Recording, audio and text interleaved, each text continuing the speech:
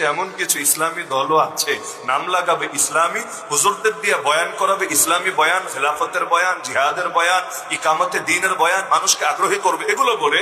কিন্তু তাদের দলের নেতৃত্বে যারা আছে তারাও বুঝে ফেলেছে যে এই দেশে ইসলাম দিয়ে রাজনীতি করে বেশি দূর আগানো যাবে না। ওই রাজনীতি করতে গিয়ে তারা একদিকে হুজুরদের দিয়ে মানুষকে কনভিন্স করেছে ইসলামের বয়ান শুনিয়ে, আরেকদিকে ওই জনগণগুলোকে এবার ব্যয় করে ইসলাম বিরোধী বিভিন্ন শিক্ষা দিয়ে।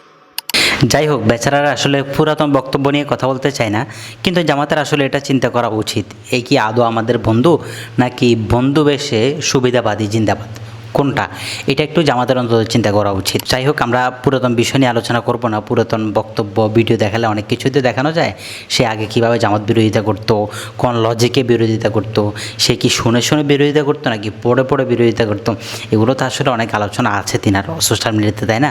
এগুলো তো দেখানো যেতেই পারতো। যাই হোক, ওই বিষয়ে আমরা না গিয়ে তিনার রিসেন্টলি একটা বক্তব্য শোনাই। এই বাংলাদেশে কোনো নাস্তিক, কোনো বেঈমান, কোনো মুরতাদ যদি কওমি মাদ্রাসার বিরুদ্ধে ষড়যন্ত্র করে, কওমি মাদ্রাসায় তালা লাগানোর জন্য ছুটে আসে, আমি মনে করি বাংলাদেশ জামাতে ইসলামী সেই সংগঠন যারা নেতা থেকে নিয়ে কর্মী, তৃণমূল থেকে নিয়ে কেন্দ্র, সকলে প্রয়োজনে কওমি মাদ্রাসাগুলো রক্ষা করার জন্য নিজেদের বুকের তাজা রক্ত ঢালবে, তবুও নাস্তিকদের ষড়যন্ত্র সফল হতে দিবে না। সেই বক্তব্যতে জামাতি স্টাইলে বক্তব্য দিল। জামাতি স্টাইলটা কি, আমরা কমই দরদি, আমরা কমই অঙ্গনকে নিজের পাশে চাই, স্বার্থের কারণে, ভোটের কারণে চাই, এগুলো আলোচনা করলাম না। কিন্তু মানে জামাতি ভাই হচ্ছে বিষয়টা এরকম যে আমাদেরকে বুঝে, ভাই আমরা তো নিরপেক্ষ একজন মানুষ, আমরা নিরপেক্ষ, আমরা চাই সবাই ঐক্যবদ্ধ হোক, তাদের ব্যানারে গিয়ে আমরা ঐক্যবদ্ধ হই, এটা তারা চায়, অর্থাৎ তাদেরকে বিষয় মানে এরকম নিরপেক্ষ আর কি, যে আমাদের সাথে আসবে না, আমরা তাদের সাথে যাতে যাই, এরকম একটা নিরপেক্ষতা বোঝানোর চেষ্টা করে। তো ওসামা ভাই ঠিক ওইভাবে একটা বক্তব্য দিল যে আসলে কওমি মাদ্রাসার বিরুদ্ধে যদি নাস্তিকরা কথা বলে আমরা সর্বপ্রথম এগিয়ে যাব, এইরকম একটা চিন্তা চেতনা তারা লালন করে, তারা বোঝানোর চেষ্টা করলো, এবং ওসামা ভাই সেটাকে মানে ওইভাবে জামাতি স্টাইলে, জামাতি মুভমেন্টে বক্তব্য দেওয়ার চেষ্টা করলো। এবার আসেন, আদৌ কি তাদের মধ্যে এই জিনিসটা আছে কিনা আমরা সেটা একটু জাস্টিফাই করি। তারেক মনোয়ার সাহেবের 5 আগস্টের পরবর্তীতে একটা বক্তব্য শুনে আসি। মসজিদের সাথে 4-5 জন দর্শে নিজামের আলেম থাকেন, এই জন্য প্রত্যেকটা মসজিদে আমাদের নক করা উচিত এবং মসজিদ কমিটিতে আমাদের ঢোকা উচিত। এবং যারা ওই সময় থেকে ছিল, দেখেন সব পরিবর্তন হয়েছে কিন্তু ইমামদের পরিবর্তন হয়নি। যে ইমামগুলো আওয়ামী লীগের সময় ছিল এগুলো আওয়ামী লীগের ইমাম, এগুলোর ভিতরে অনেকগুলো দুষ্ট, এগুলো 14 রকমের চেহারা নিয়ে সেখানে টিকে আছে। এই জন্য ওই সময় যেগুলো আসছিল বড় বড় মসজিদে খতিব, এগুলোকে গর্দানা ধরে বের করে দেওয়ার ব্যবস্থা করা উচিত। এই বক্তব্যতে তারেক মনোয়ার সাহেব চূড়ান্ত পর্যায়ের মিথ্যাচার করেছে কওমি ওলামা কেরামকে নিয়ে। পরিষ্কারভাবে এখানে শুধু কওমিদের কথা বলছে, সুন্নিদের কথা বলা নাই, আহলে হাদিসের কথা বলা নাই, তার মতো জামাতি নামদারি যে আওয়ামী লীগের দালালিও করছে, নিজের কথা কিন্তু বলা নাই।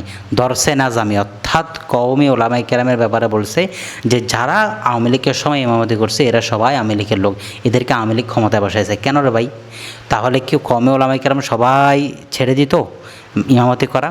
আচ্ছা, কওমি আলেমরা যদি ইমামতি করলে আওয়ামী লীগের দালাল হয়ে যায়, তাহলে তোমরা যারা আলিয়াতে পড়াইছো, সরকারি প্রতিষ্ঠানগুলোতে পড়াইছো, চাকরি করছো, তারাও কি তাহলে আওয়ামী লীগের দালাল ছিল?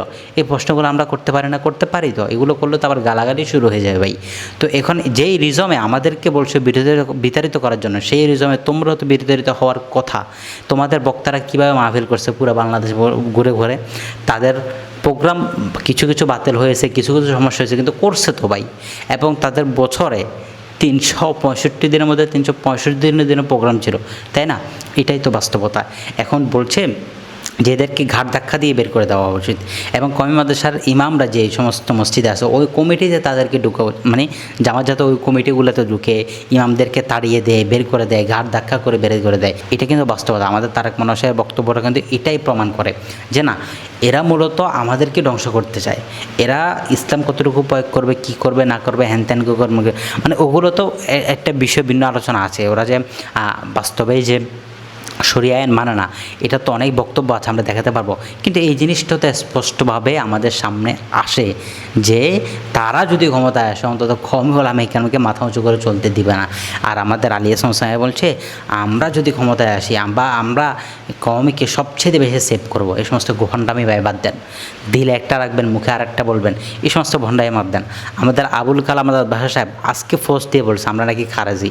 সে ইন্ডিকেট করে স্পষ্টভাবে আমাদেরকে খারেজি হিসেবে আখ্যায়িত করার চেষ্টা করছে। ভাই তোমরা সারাদিন মৌদুদি বলে মুখে ফেনা তোলো, আর আমরা সেই মৌদুদি সাহেবের একটু ভুল ধরলে তখন আমাদেরকে খারেজি বলে গালি দাও। আশ্চর্য ব্যাপার না এগুলো ভাই। আপনি সারাদিন মৌদুদি করতে পারবেন, আমরা একটু আপনার সমালোচনা করতে পারবো না? এটা একটু সহ্য হয় না? সারাদিন কমই আলাদা সমালোচক বলে আমাদের উল্টা গীবত করেন, আর আমরা যৌক্তিকভাবে মৌদুদি সাহেবের কিছু বললে সেটা সমালোচনা হয়ে যায়। মৌদুদি সাহেব সাহাবায়ে কেরামকে নিয়ে বলছে, ওটাতে কোনো আপত্তি নেই, আমরা মৌদুদিকে নিয়ে বললে আপত্তি। যাই হোক, ওগুলো অনেক লম্বা আলোচনা বিষয়। তো আমাদের আলী ইসলাম ওসামা ভাইকে বলবো যে ভাই, আগের বক্তব্য ঠিক নাকি নতুন বক্তব্য ঠিক, এটা একটু ফেসবুক একটা স্ট্যাটাস দিয়ে একটু বুঝাই দেবেন। ভালো থাকবেন। আসসালামু আলাইকুম ওয়া রাহমাতুল্লাহ।